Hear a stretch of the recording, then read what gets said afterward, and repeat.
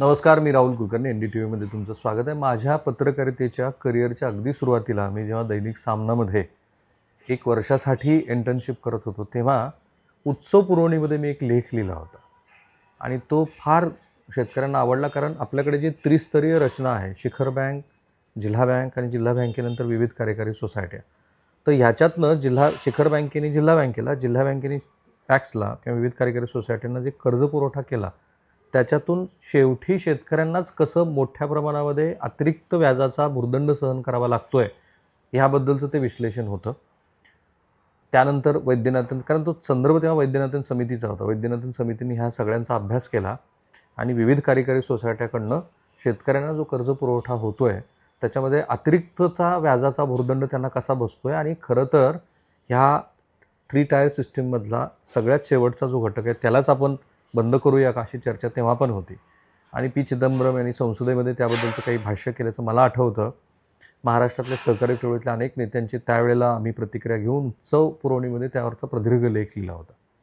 आता मला असा प्रश्न पडला की जे तेव्हा 12,000 कोटी रुपये वैद्यनाथन समितीने काही 16,000 कोटी रुपये माफ केले असतील, तर आत्ताची स्थिती काय. आणि मी अगदी इन्फॉर्मल श्री विद्याधर रानसकर यांच्याशी बोलत होतो. सर, तुमचं स्वागत आहे NDTVचं. नमस्कार.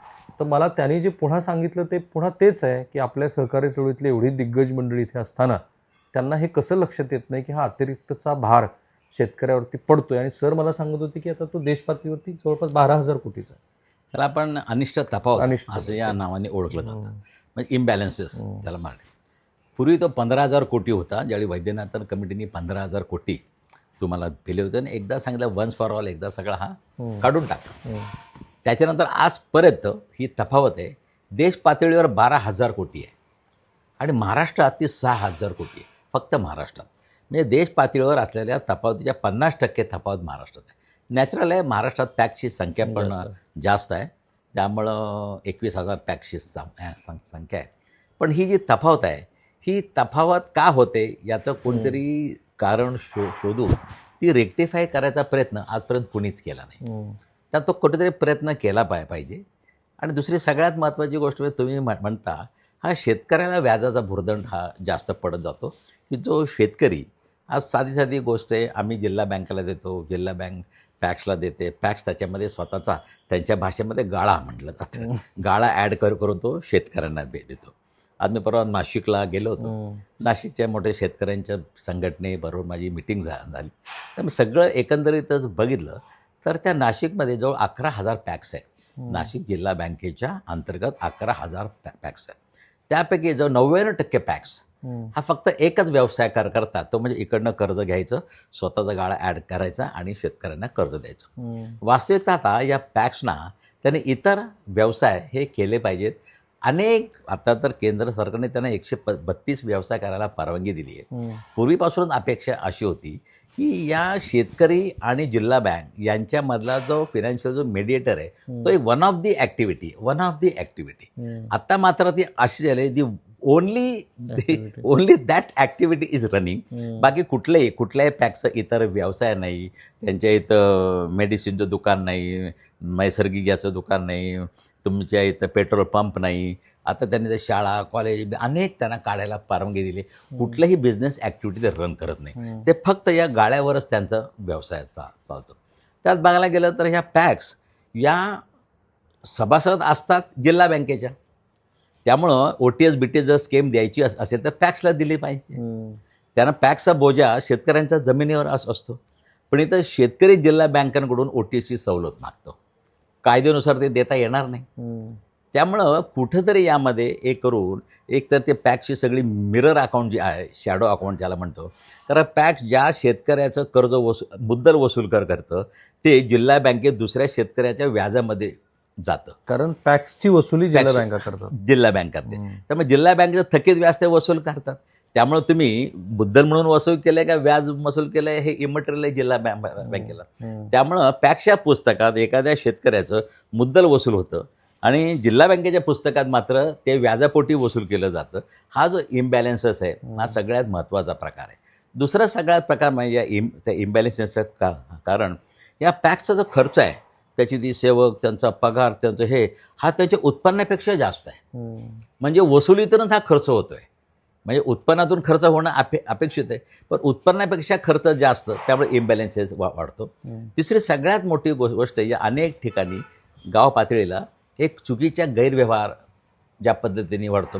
एखाद्या शेतकऱ्याने 1000 रुपये भरले तर ते 500 रुपये जमा करायचे, 500 रुपये जमाच करायचे नाहीत. अशा आता कम्प्युटरायझेशन आत्ता आले, परंतु ते अजून फुल फ्लेजमध्ये काही रन झालेलं नाही आहे. त्यामुळे सगळ्या प्रकाराने हा इम्बॅलन्सेस वाढायला लागला आहे. आणि 6000 कोटी रुपये इम्बॅलन्सेस असेल. आता नाशिकमध्ये बघायला गेलं तर एक बराच मोठा इम्बॅलन्सेस आहे, सगळ्या ठिकाणी आहे. तर कुठंतरी याचा फटका हा शेतकऱ्यांना अल्टिमेट बसतो. त्याच्याकरता सगळी पद्धतच सुधारली पाहिजे. मी तर त्यांना असं सुचवलं होतं की ज्या पॅक्स या लेंडिंगच्या व्यतिरिक्त अदर बिझनेस करत असतील स्वतःच्या पायावर उभं राहण्याकरता, त्याच पॅक्सना हे कर्ज द्या. तो फक्त एक्सक्लुझिव्ह याच एका ॲक्टिव्हिटीवर अवलंबून असते. त्यांना हे मधले बिझनेस कॉरस्पॉन्डंट म्हणून घेऊच नका तुम्ही. आता मी स्वतः शेतकरी आहे म्हणून, आणि मी किसान क्रेडिट कार्ड वगैरेचा वापर करतो. जर काही शेतकऱ्यांना असं वाटलं किंवा ह्यातल्या अभ्यासकांना पण वाटलं की आजपर्यंत विविध कार्यकारी सोसायटीच्या माध्यमातून केवळ शेतकऱ्यांची फसवणूक झालेली आहे, तर हे बरोबर आहे का, की विविध कार्यकारी सोसायटींनी पण काही महत्त्वाची भूमिका बजावली? नाही, विविध कार्यकारी सोसायटींनी जे शेतकऱ्यांना कर्ज पुरवठा त्यांच्याकडनं वसुली हे जिल्हा बँकेला शक्य नाही. प्रत्येक खेडेगावामध्ये, त्या प्रत्येक खेडेगावातले समजा 1000 शेतकरी असतील तर 1000 शेतकऱ्यांसाठी एक संस्था, ती पॅक्स आहे गाव पातळीला. त्या पॅक्सचं काम हेच आहे. पण त्याने ते काम प्रामाणिकपणे केलं, इफेक्टिव्हली केलं, तरच त्रिस्तरीय रचना सुदृढ होईल. त्यांनी आपलं कामच जर नीट केलं नाही, विशिष्ट लोकांना सभासद करून घेतलं, एका विशिष्ट राजकीय विचाराचे सभासद, आणि लोन घ्यायचं त्यांच्यात फक्त वाटायचं, असं केलं तर पॅक्सचं काम नाहीये. म्हणून मी सुचवलं होतं, गावात जेवढे शेतकरी असतील त्यापैकी 80% शेतकरी त्याच्या पॅक्सचे सभासद झाले पाहिजेत, तर खरी ते पॅक्सला महत्त्व आहे. विशिष्ट विचाराची लोक, विशिष्ट राजकीय शिक्का मारलेली लोक तुम्ही तिथं बसून पॅक्स चालवत असाल तर ते काय योग्य नाही. पॅक्सचं काम जे अपेक्षित आहे, आमच्या सहकार क्षेत्राला जे अपेक्षित आहे ते केलं तर पॅक्ससारखी त्रिस्तरीय रचना एकदम मजबूत आहे. जिल्हा बँक त्यांचं काम करते, राज्य बँक पण त्यांचं काम करते. पण पॅक्सच्या पातळीवर जे अपेक्षित आहे ते इफेक्टिव्ह इम्प्लिमेंटेशन पॅक्स पातळीवर होत नाही, ही वस्तुस्थिती आहे. पण मग आत्तापर्यंत 2025 म्हणजे 1960 पासून आणि 2025 पर्यंत पॅक्सच्या माध्यमातून ही जी शेतकऱ्यांना अनिष्ट तफावत सहन करावी लागली, त्याचा की अंदाज बांधताय तो किती 1000 कोटीची असेल? आता मी सांगतो ना, महाराष्ट्रात 6000 कोटी आहे आत्ताची. महाराष्ट्रात आत्ता आज मी तिला 6000 कोटी अनिष्ट तफावत आहे. देश पातळीला 12000 कोटी आहे. ही ऑन रेकॉर्ड आहे. ही आत्ताची आहे. हां, त्याच्या आधी पुन्हा स्वामीनाथन वैद्यनाथन ते 15000 कोटी होते, माफच करून टाकले, ते माफ झाले आता. आणि ही अनिष्ट तफावत कुठंतरी थांबली पाहिजे. ही वाढत चालली तर काही खरं नाही. त्यामुळे आज जवळ अनेक पॅक्स या लॉसमध्ये असतात. आता पॅक्सला जिल्हा बँका कर्ज पुरवठा करतात. पॅक्सकडनं वसुली करायची तर कशी करायची? पॅक्सची काही मालमत्ता नसते. बरोबर. मालमत्ता तारण असते शेतकऱ्यांची, ती असते पॅक्सकडं. वसुली अधिकारी असतो जिल्हा बँकेचं. 101चा वसुली दाखला मिळतं पॅक्सला. ते जिल्हा बँकेला सांगतात याचं एक्झिक्युशन तुमच्या ऑफिसर थ्रू करा. जिल्हा बँकेचा ऑफिसर एक्झिक्युशन करतो आणि त्याचे पैसे मात्र पॅक्सचा सचिव घेतो आणि त्यांच्या अकाउंटमध्ये भरतो. स्वतःचा पगार घेतो, हे घेतो, आणि उरले तर जिल्हा बँकेत भरतो. त्यामुळं हा प्रकारच माझ्या कल्पनेच्या पलीकडचा आहे.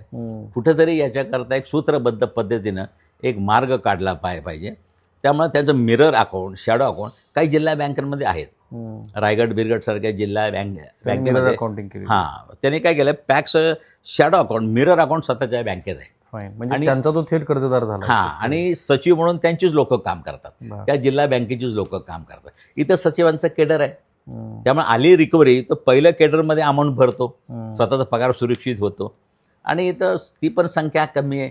एक मनुष्य 10, 15 सोसायट्यांचं काम बघतोय का? मनुष्यबळ कमी आहे. बरोबर. त्यामुळे हा जो गाळा जातो मध्ये, याचा अल्टिमेटली जो बर्डन आहे ते शेतकऱ्यावर जातं.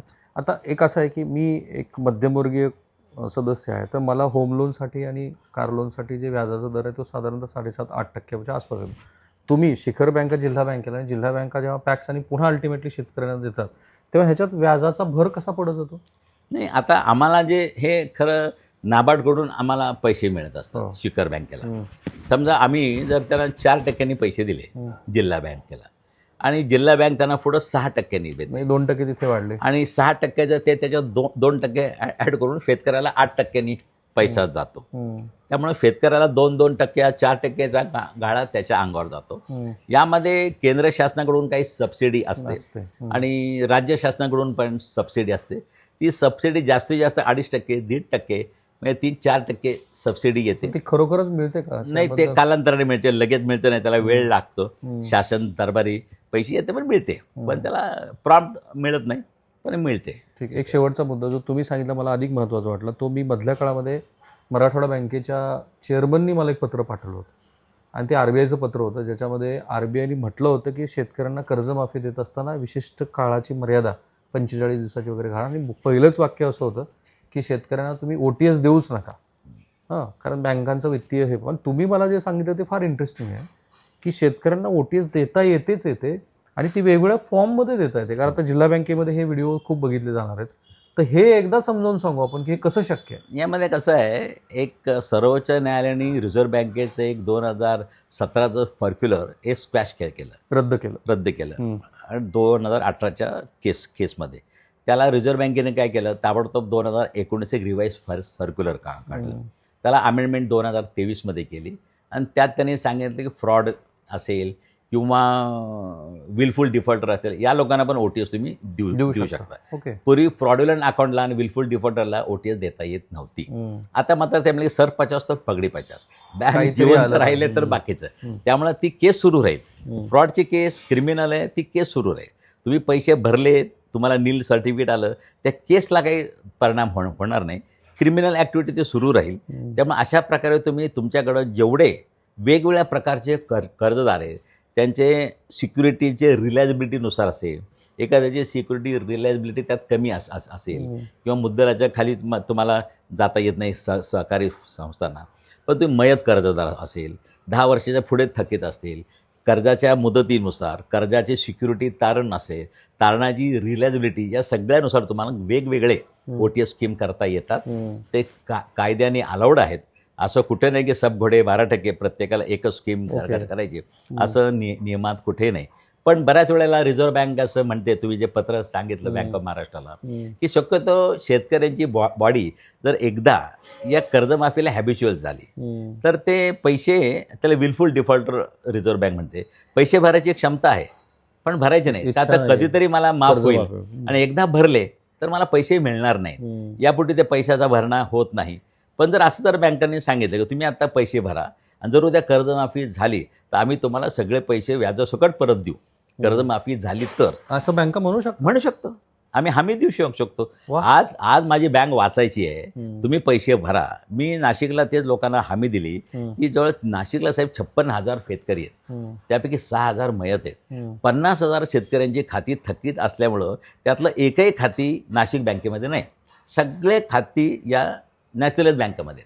मग मी त्यांना म्हटलं, तुम्ही माझ्या बँकेत खातं उघडा, बँकिंग सुरू करा, तुमच्या एकाही पैशाला मी रिकव्हरीपुढे हात लावणार नाही जोपर्यंत ही OTSची स्कीम वरतून मान्य होऊन येत नाही, तोपर्यंत मी तुम्हाला हात लावणार नाही, पण माझ्याकडे बँकिंग सुरू करा. आता काय होतं, थकीत असल्यामुळे तो खातेदार पण गेला माझ्याकडून. नॅशनलाइज बँका काही नसताना करंट अकाउंटला ते पैसे बिनव्याजी वापरतायत, ते खुश आहेत, आणि माझा खातेदार दुसरीकडे व्यवहार करतोय, तर माझ्या बँकेमध्ये व्यवहारच नाही. त्यामुळे माझ्या बँकेचं क्लिअरिंग बंद आहे, त्यामुळे काहीच होत नाही. याच्यापेक्षा तुम्ही bank in the interest of the bank, तुम्ही त्या नियमात बसून काहीही करू शकता, तुम्हाला कुठलंही बंधन नाही. तुमचा हेतू स्वच्छ पाहिजे की तुमची बँक वाचली पाहिजे, बँक सुरू झाली पाहिजे, आणि अशा प्रकारे वेगवेगळे पण तुम्ही स्कीम करू शकता OTSच्या, त्यात कुठेही अडचण नाही. आणि प्रत्येक ग्राहकाची वर्गवारी करून त्याप्रमाणे OTS वेगळी इम्प्लिमेंट करू शकता आणि RBIने त्याला मान्यता दिली. मला खात्री आहे की जिल्हा बँकेतल्या अनेक लोकांना याची कल्पना सुद्धा सहकार खात्यालाही नसणार आहे, मान्यता मिळालेली आहे. आणि अशा प्रकारे तुम्ही करू शकता. मी माझ्या राज्य बँकेत अनेक प्रकारचे OTS केलेले आहेत, वेगवेगळ्या रिलायबिलिटी ऑफ दी ॲसेट याला अनुषंगून मी अनेक केले. तुम्ही व्याजाचं रूपांतर FITL मध्ये पण करू शकता, फंडेड इंटरेस्ट टर्म लोन, त्याला मुदत देऊ शकता. तुम्हाला मुद्दल आलं पाहिजे, कारण मुद्दलाला प्रोव्हिजन केलेली असते. मुद्दल आलं की ती प्रोव्हिजन रिव्हर्स होते, रिव्हर्स झालं की बँकेचा प्रॉफिट वाढतो, राईट बॅक होते. त्यामुळे आमचं लक्ष मुद्दलावर आहे. इंटरेस्ट हा आम्ही हिशोबात घेतलेलाच नाही आहे, कारण तो रिसिव्ड नाही आहे, मिळाल्याशिवाय आम्ही तो नफ्यात घेतच नाही आहे. त्यामुळं त्याला आम्ही हे करतो FITL, आणि त्याला आम्ही 6 महिने 1 वर्षाची मुदत देतं. त्याच्याप्रमाणे व्याज लावू नका, हे धोरणात्मक निर्णय बँकेला घेता येतो. असं काही हार्ड अँड फास्ट नाही, compulsory. Thank you sir, thank you so much. Thank you. Shri Vidyadhar Ranaskar हे NDTVच्या 23 तारखेचा जो मंच हा कार्यक्रम आहे, ज्याला महाराष्ट्र राज्याचे मुख्यमंत्री, केंद्रीय मंत्री, महाराष्ट्र राज्याचे दोन्हीही उपमुख्यमंत्री, अनेक क्षेत्रातील दिग्गज मंडळी हे दिवसभर उपस्थित असणार आहेत. त्याला विद्याधर रानसकर साहेब असणारच आहेत आणि त्यांच्याकडनं बँकिंग क्षेत्राबरोबरच उद्योगाच्या दृष्टीनं आणखी काही, कारण नेहमी मला एक अशी भावना असते की शिखर बँक जर वाचली नसती, की ज्याचे प्रमुख श्री विद्याधर रानसकर आहेत, तर महाराष्ट्राच्या सहकार क्षेत्रामध्ये काय अनास्थ प्रसंग उद्भवला असता. त्यांच्या बुद्धिचातुर्यामुळं आणि त्यांनी आता नागपूर बँक पण घेतली आहे चालवायला, हमी देऊन शिखर बँकेच्या माध्यमात. एक सक्षम व्यक्ती योग्य ठिकाणी असल्यानंतर काय होऊ शकतं त्याचं उदाहरण श्री विद्याधर रानसकर आहेत. त्यामुळे त्यांना दिवसभर तुम्ही 23 तारखेच्या आमच्या या मंच कार्यक्रमामध्ये ऐकायला विसरू नका. थांबूया आपण इथे. कॅमेरामन निकेतन मानसे, मी Rahul Kulkarni, NDTV Marathi, Pune. Thank you sir. नमस्कार.